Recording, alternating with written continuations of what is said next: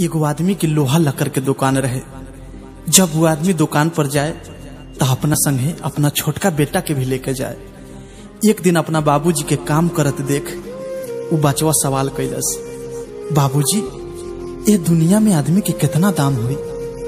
एगो छोट बच्चा के मुंह से ये तरह के सवाल सुन के ओकर बाबूजी तो अचरज में पड़ गईले। तनिका देरी सोचला के बाद कहले, बेटा कोनो आदमी के दाम लगावल बड़ा मुश्किल काम है। आदमी के दाम केहू नहीं लगा सकत, काहे कि इंसान अनमोल होला। बेटा कहले, बाबूजी का सब आदमी के कीमत और महत्व बराबर होखेला? बाबूजी कहले, हाँ बेटा, सब आदमी बहुते कीमती और महत्वपूर्ण होखेले। छोटा बच्चा के बात समझ में ना आई। फिर वो अपन बाबूजी से सवाल कैलस, बाबूजी अगर सब केहू बराबर होखेला तो दुनिया में केहू के ढेर सामान तो केहू के कम काहे बा? अब की बेर बेटा के सवाल पूछला पर ओकर बाबूजी जवाब देवे के बदला एगो बड़ी बात कहले, बेटा एगो गोदाम में लोहा के रड रखल बा, जा तनी लेके आवता।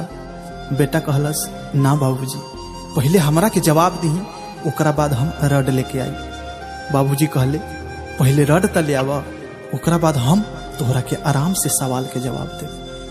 बेटा मान गई और जाके रड लेके आई।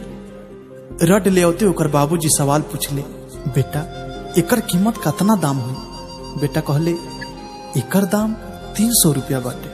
बाबूजी कहले, अगर हम एकर बहुत छोट छोट काटी कील बना दे तो एकर दाम कितना हो जाए? बेटा कुछ देर सोचलस और कहलस, तब तो और महंगा हो जाए, लगभग 15,000 रुपया हो जाए। बाबूजी कहले, अगर हम ए लोहा के घड़ी में लगाए वाला स्प्रिंग बना दी तो एकर दाम कितना हो जाए? बेटा अब अझुराए लागल, कुछ देर जोर घटाव कैलस, ओकरा बाद खुश होके कहलस, तब तो बाबूजी एकर दाम बहुत ढेर हो जाए, 15,000 से भी बहुत ढेर हो जाए।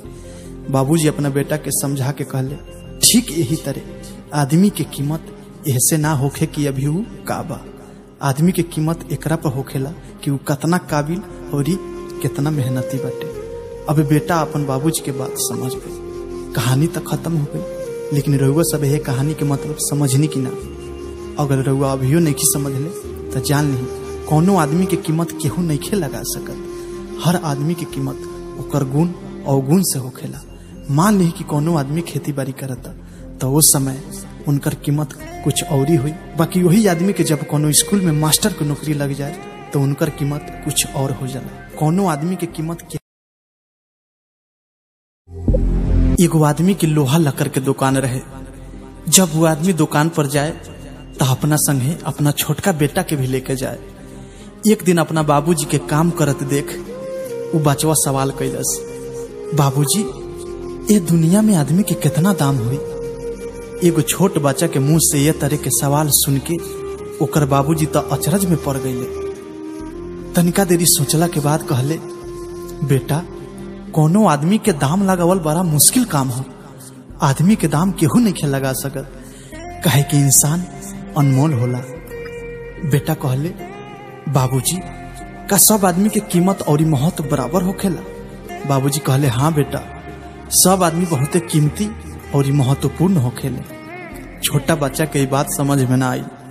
फिर वो अपन बाबूजी से सवाल कैलस, बाबूजी अगर सब केहू बराबर होखेला तो दुनिया में केहू के ढेर सामान तो केहू के कम काहे बा? अब की बेर बेटा के सवाल पूछला पर ओकर बाबूजी जवाब देवे के बदला एगो बड़ी बात कहले,